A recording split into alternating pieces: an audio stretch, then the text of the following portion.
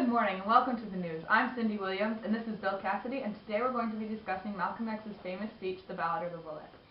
This is admittedly one of his worst speeches ever. Actually, Malcolm X is a very wonderful public speaker.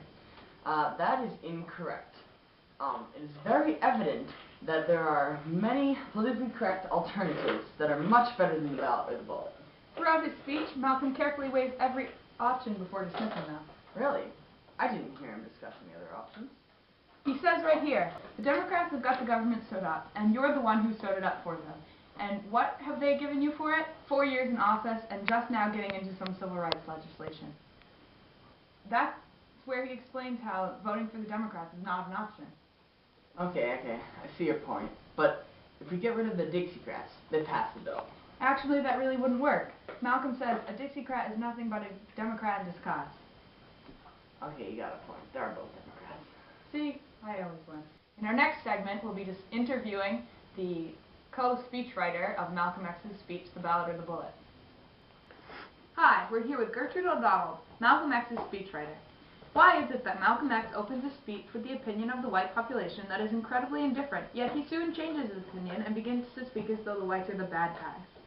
When Malcolm opens his speeches, he's trying to dismiss any bias that some may speculate that he possesses.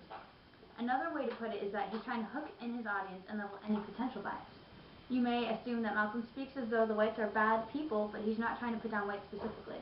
He is against politicians or Americans, or he's against any politicians who put us or Americans in a position we are currently in. Whether or not the politicians are white or black, Malcolm is opposed to them, and in this case, they just happen to be white. I agree with you. However, many of our loyal viewers believe that Malcolm has packed his speech with hypocrisy and contradictory statements. Would you agree? To some extent, yes, I would agree. Malcolm is trying to appease more than one type of audience. These various audiences are like cliques of a high school. He can't write 6 speeches and convey them all at the same time. At a few points in the speech, Malcolm says that the white politicians use their trickery and treachery in order to get the black people to vote for them. Do you believe that this statement is true? Yes, as a matter of fact, I do. And so do I. Thank you, Gertrude, for coming on the show today. Thank you. It's been nice to have you. Thank you. Thank you. After this little commercial break, we'll be back.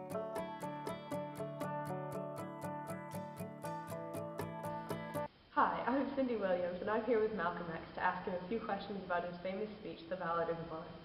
Malcolm, do you feel like you're a victim of Americanism? Yes, as a matter of fact, I do. Could you actually define Americanism for us? Americanism is the idea about how whites believe they're better than blacks. It's the idea that America is run white. I see that. Could you elaborate on how Americanism is related to your speech? Well, I was trying to provoke my peers so that they would also be against white politicians. That's quite intelligent of you. I wouldn't have thought of that myself. Thank you, Cindy. You're welcome, and thank you for coming on the news.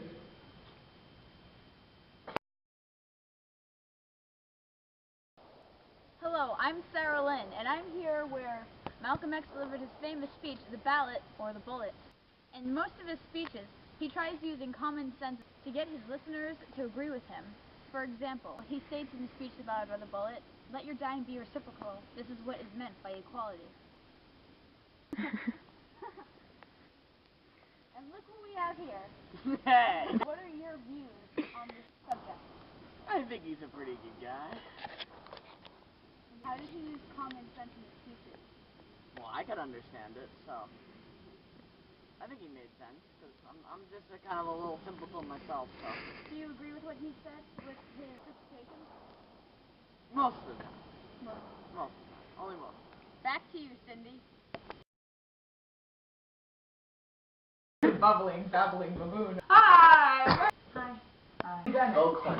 No. And you can be Rosa Parks. And I'm Helen Keller. Hello, I'm... Hi, we're back with Gertrude.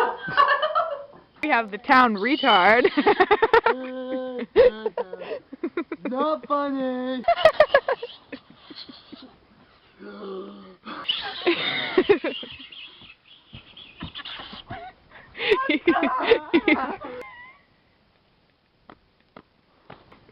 At the news, we're always the best.